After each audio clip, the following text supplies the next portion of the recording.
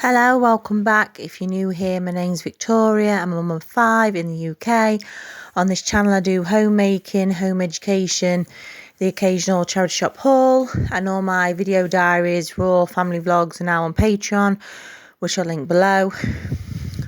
So I did a video about living on a low income and having a make, do and mend mentality a couple of weeks ago, and it did quite well. So I thought I'd do another make, do and mend type video. Now, make, do and mend isn't just for people on a low income. If you want to live more sustainably or take life a bit slower or not bother so much with the modern world and consumerism, make, do and mend lifestyle is a good thing. But also, if you are on a low income, it can help. I mean, no amount of cutting back what you're spending on and make, do and mend is going to make up for the fact that our economy is down the toilet and that you haven't got enough money. But it can make things a bit easier. So, here are some skills that you can adopt into your life for a more make, do and mend type life, but also help out with the financial situation and to just be a bit more resourceful. So the first one is mending things. When I was a kid, if it was broke, my mum didn't bin it. They used to mend it. It was only if it was knackered that it was binned. And I do this all the time. I do sewing. And it doesn't have to be fancy sewing. You can learn to do the basic stitches anywhere. So if I get a hole in my coat, I'll sew it up. If all the buttons have fell off my cardigan or something like that, I'll buy some cheap buttons from the charity shop, or I'll cut them off something that is knackered and I'll sew them on my cardigan.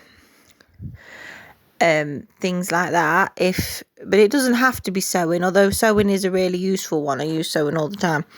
It can be learning how to mend things, super glue things, screw things back in.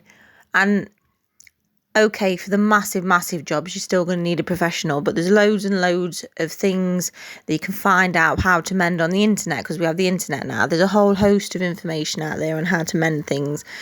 And if you can mend something, one, it's saved you money. 2, you being resourceful and it's showing your kids how to be resourceful. And 3, that's one less thing in landfill, isn't it? The second skill is baking and cooking from scratch. It works out loads cheaper. We made some ice buns. We made the ice buns with the cream in. And we made some granary rolls. And we made loads of them. And the whole lot of the ingredients come to about £5. If we'd have bought them from a shop, 2 cakes would probably come to nearly £5 nowadays. So it does save you lots and lots of money. You know exactly what you're eating.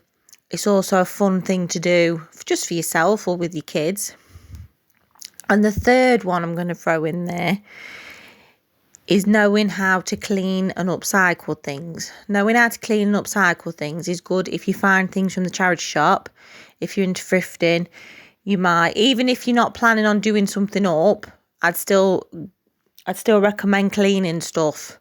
Like, I've had chairs and things from the charity shop before, and I normally spray them with flea spray. And I'll clean them before I bring them in, because you never know, do you? My mum said there was a thing on telly about getting things out of skips, and then people were moaning that their houses were now infested with fleas or woodworm or what lice. Clean things before you bring them in. And clean things as in, we thought our computer was bust because it kept turning off. Same as our PlayStation, where we thought they were broke because they kept turning off. It turns out they were overheating because dust had got inside the fans. And I'd never known this because I'm not technical. But we looked up on the internet, and my husband's quite technical and so is my oldest son. So now, instead of having to buy new fans or buy these boards you can put underneath things to cool them down, or just thinking it was broke, they just take it apart and clean it out. And then the PlayStation works again, the computer works again. It saved us money. So cleaning and the upcycling bit, if you bought something from the charity shop, or if someone's given you something, being able to paint it or just do it up how you want, so that even though you know it's not new, it then becomes something new for you because you've made it how you want. You can change the doorknobs on things, or the drawer handles or whatever you call it, or you can paint it, or you can varnish it, or you can stick things on it, or whatever. Just making it how you want to make it. Talking about upcycling, I got these old sweet jars from the local corner shop. He gives them me for nothing, and then I use them for things. Like I'll store, if we make our own cookies, I might store them in there, keep them right, or I might use one as a money jar for saving change to help me save money, or I might use one to put chicken feed in, or whatever it is, dog biscuits, whatever it is. I get them free, and you can do that with a lot of Tupperware tubs. You just keep them and use them for something else. I don't know if that counts as upcycling or not. So yeah, try and cook what you can and resource the ingredients as cheaply as you can. Mend things. Sewing's a big one with that. Cleaning things and mending things to maintain them, so you haven't got to replace them, or cleaning things and upcycling things because you've sourced things for free or second hand. I hope that video was helpful. I think we've lost a lot of these kind of skills because trying to make do and mend when it's actually making good with what you've got was kind of looked down upon for a long time, and having everything new was kind of the in thing. But as people are struggling, people are going back to the make do and mend mentality because they're having to survive.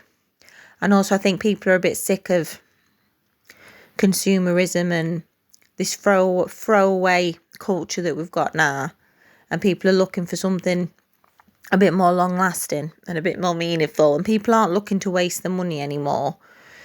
So I hope that was helpful, and if you like that video, please subscribe. It's a bit of a short one today, but that's all I got for you today.